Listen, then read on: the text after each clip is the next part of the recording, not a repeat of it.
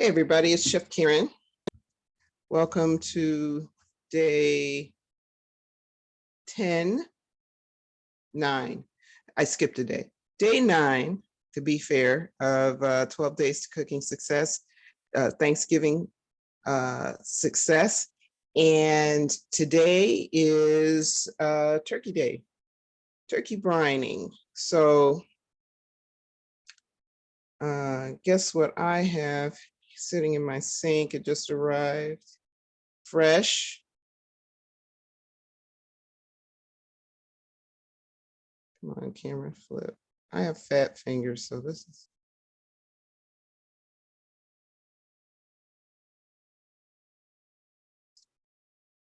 There we go. So there he is.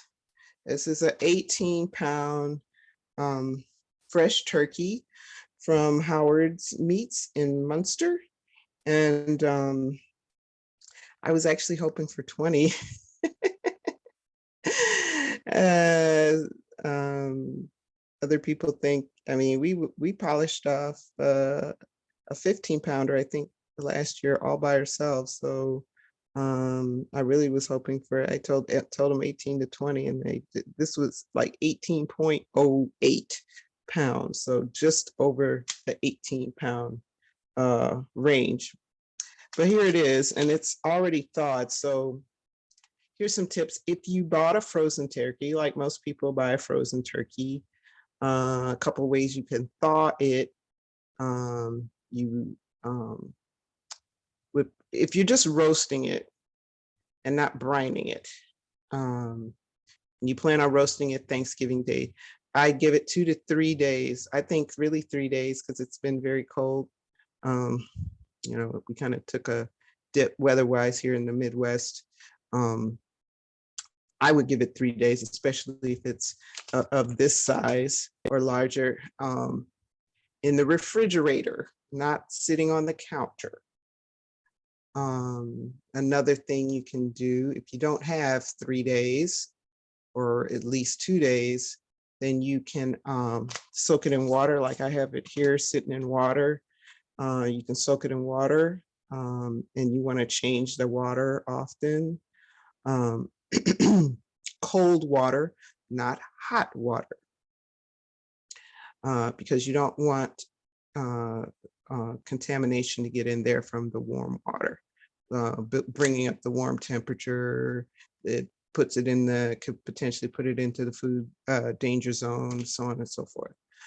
And you could do that. I mean, Thanksgiving Day, it's, hey, just got this last night. You could thaw it overnight, or even if you got up early Thursday morning, you could do that method. Just keep running cold water over it until it thaws out.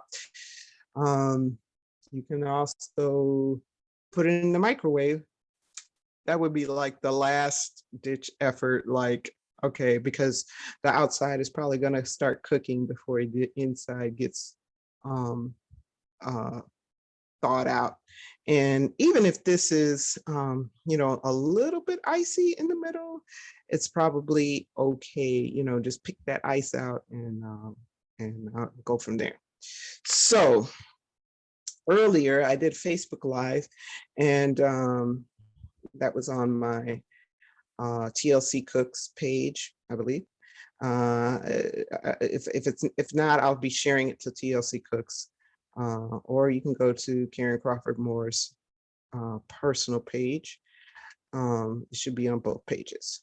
But I did have some technical difficulties, so I'm going to show you what I did over there, over here on my stove. So here I have my pot of brine. So basically I filled the pot up almost all the way, like 3/4 of the way with water, brought that to a hard boil. Then I added 3 cups of kosher salt, 1 cup of brown sugar, about 1/3 of a cup of dried rosemary, a cup of fresh lemon juice, and a whole bunch of these tea bags. I'm going to take these tea bags out now.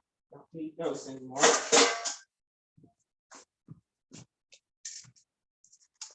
And this is Earl Grey tea that I use. And, you know, feel free to experiment with different flavors and seasonings when you're making a brine. But tea is a great way to infuse your turkey, or even a chicken, tea smoked chicken. That's a famous poultry dish. So you could try that. Try that sometime. So that's the brine that's going to get poured over. And I did this like 4 hours ago, 5 hours ago, and no, what time was it? It was 5 hours ago, 2 o'clock. So it's cooled down. It's not hot. You don't want to pour hot liquids over your cold turkey. Not a good plan. Same reason that you don't want to have that food danger zone issue. So I found my turkey bags, and I know a lot of you all like to use turkey bags to roast your turkey in. I don't use it to roast the turkey. I have used it to roast my turkey in, and it does help with,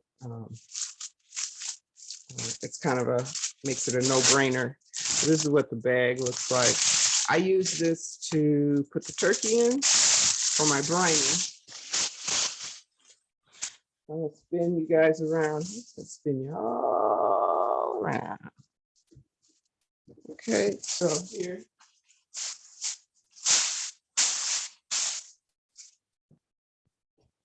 Let's see that.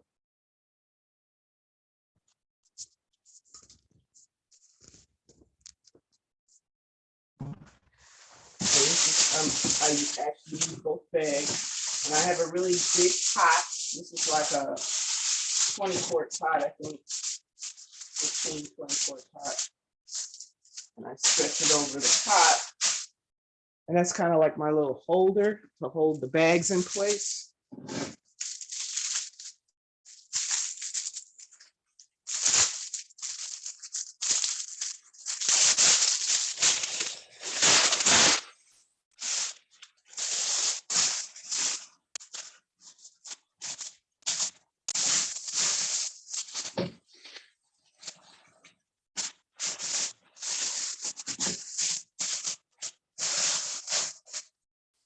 Okay, so back over here to the turkey.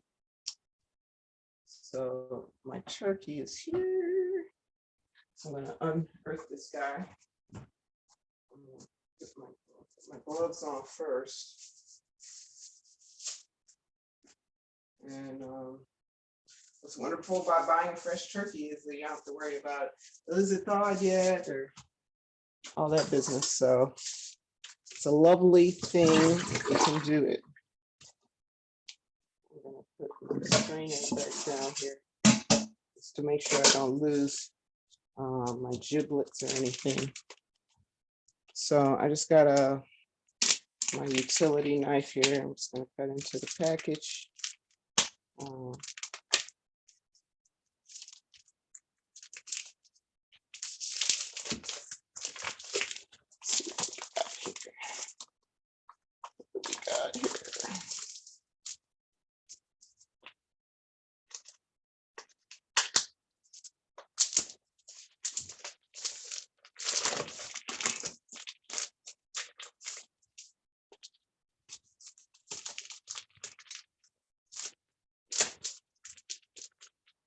I already see giblets. You know, what they give you inside is kind of a mixed bag. What you should expect to see in there, and sometimes they just put it in the middle, in the cavity here, like they've done. You should expect giblets, and you should expect a neck somewhere around. And you want to save those precious things. Oh, and the neck is here too. Just a memory I'm having right now because we used to have, my mom used to roast the neck along with the turkey. It's just a little extra fat. And I'm gonna check down here also to see if this guy's got something else extra. Sometimes they put things around the neck, and this is completely clean, which is what I expected. But sometimes they give you extra. You know, some people don't get, it's kind of, it'd be kind of a random thing. I think maybe a little bit more so with the large processing plant. I'm just going to run a little cool water over this just to rinse out the blood.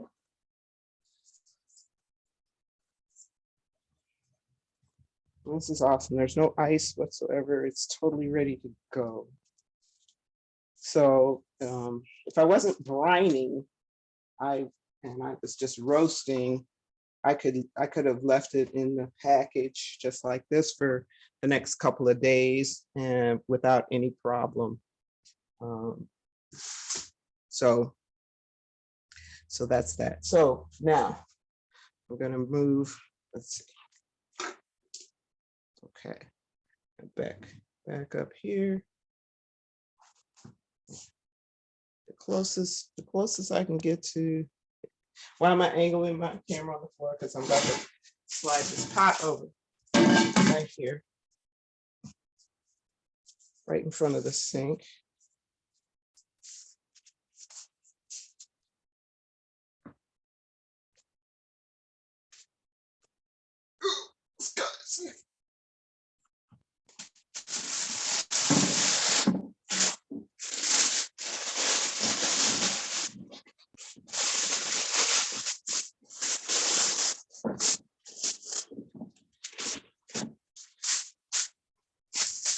Okay.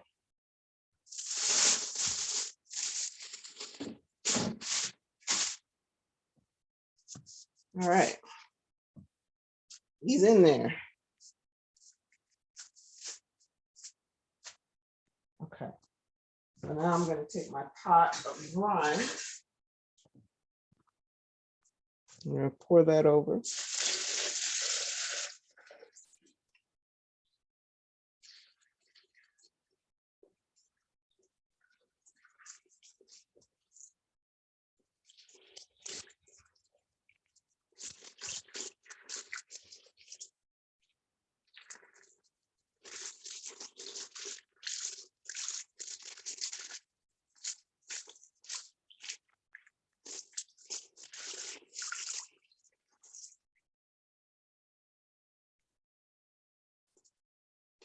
A few crumbs, get it all in.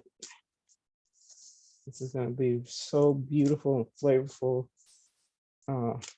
Come Wednesday, we cook on Wednesday, so we can enjoy Thursday, basically. So, oh, I need my strips, my ties. Okay, so this is what I do.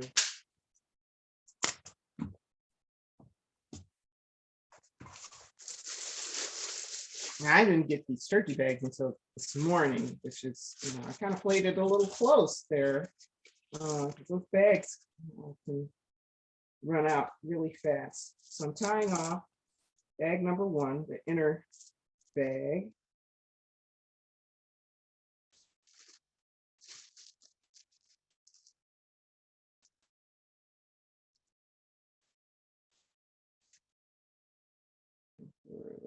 Tie this much. Like a little belt buckle kind of thing.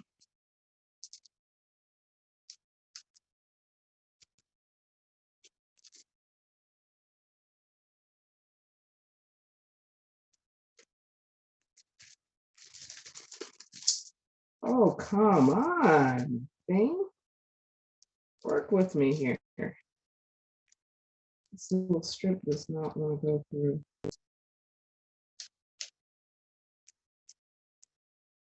Then I'm going to go through the big strip here.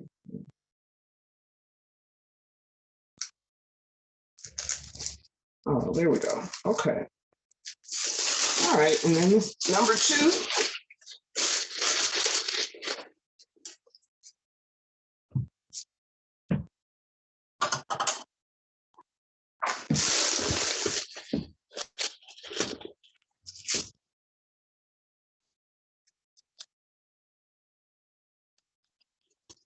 It goes through this big loop on the end, and then you just pull on it. That was my mistake. Okay. All right. So now I would love for him to just stay in here. He's a big boy. All right. So I'm sliding this over. Why? Because I want to make room for my cooler. And this is, I think, like 10-quart cooler, something like that. You know, not huge. Lift it out of here. And into my cooler. And then I'm going to cover this with ice.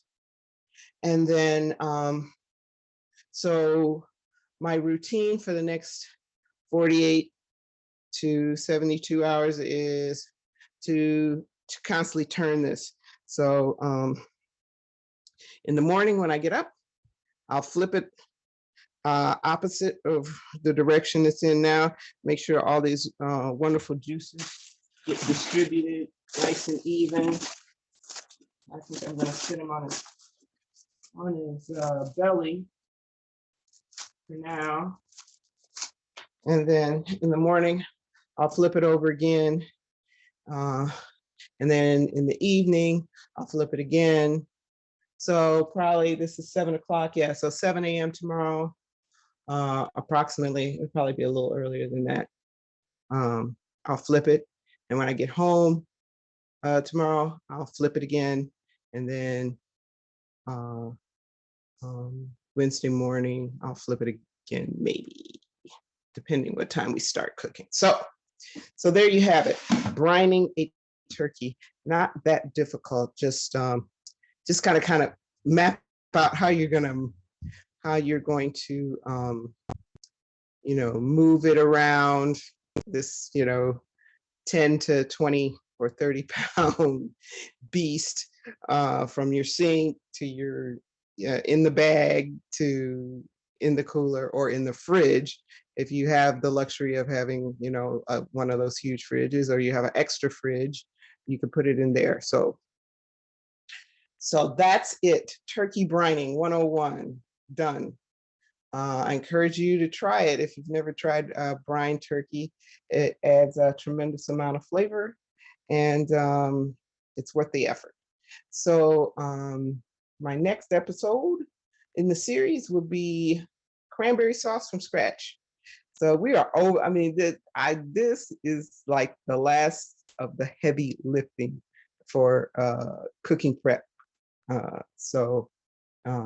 If you follow my plan, even a little bit loosely, you should be, ready to downshift. Now you can focus on, cleaning the house, clearing the dining room table, thinking about your containers and things, what you're going to serve what in. So I hope this makes life a little bit easier for some of you. And I hope to see you real soon next time. Also, you can go to my website, www.tlcpersonalchef.com. You can also go to my Facebook page, TLC Cooks, Instagram @TLC Cooks, and my YouTube channel, which is TLC Personal Chef. So I'm Chef Karen, and thanks for watching. Take care.